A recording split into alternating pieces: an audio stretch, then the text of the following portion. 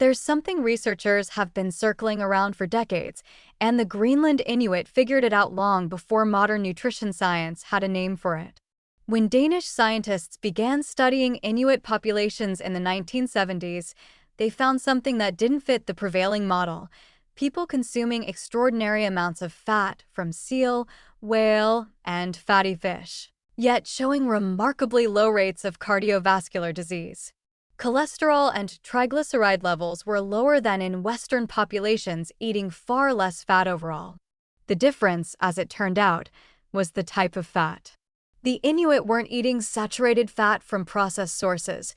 They were eating omega-3 polyunsaturated fatty acids in concentrations that modern nutritionists still struggle to replicate through supplements alone. What makes this finding so instructive is that the omega-3s in marine foods, specifically EPA and DHA, are in their most bioavailable form. The body can use them directly without conversion. Compare this to plant-based ALA found in flaxseed or walnuts, which the human body converts to EPA and DHA at an efficiency rate that some studies place as low as 5%. So when the supplement industry tells you that flaxseed oil covers your omega-3 needs, the Inuit record suggests that claim deserves serious scrutiny. The cardiovascular protection observed in these Arctic populations works through multiple mechanisms simultaneously. EPA and DHA reduce triglyceride synthesis in the liver, lower blood pressure through vasodilation, decrease platelet aggregation, and reduce inflammation at the cellular level. These are not fringe effects. They represent core protective pathways against heart disease, the leading killer in the industrialized world. Yet the average American gets a fraction of the omega-3 intake traditional Inuit consumed daily just from a single meal of seal liver. Here's where a critical warning is warranted. The lesson from Arctic marine nutrition should not be applied uncritically. The Inuit lived in a specific ecological context: extreme cold, high physical activity, and a food supply that was entirely unprocessed. Researchers have noted that some studies on Inuit populations were conducted at a time when dietary transition was already underway, complicating direct comparisons.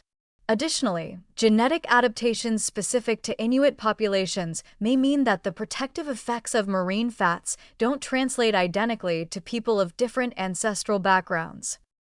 There's also the contamination reality to reckon with. Marine mammals at the top of the food chain accumulate persistent organic pollutants and heavy metals, including mercury and PCBs, through bioaccumulation. The same fatty tissues that carry beneficial omega-3s can also carry these toxins. Choosing lower on the food chain, sardines, anchovies, wild salmon, tends to minimize this risk while preserving the nutritional benefit. What the Arctic record ultimately teaches is a principle rather than a prescription. The quality of fat matters enormously. Marine-sourced EPA and DHA carry unique cardiovascular benefits that plant sources don't reliably replicate, and whole food delivery of these nutrients appears superior to supplementation in isolation. The modern application isn't to eat whale, it's to take the fat quality lesson seriously, prioritize fatty fish 2 to 3 times weekly, reduce omega-6, heavy processed oils, and recognize that the omega-3 to omega-6 ratio may be one of the most important yet underappreciated levers in preventive nutrition.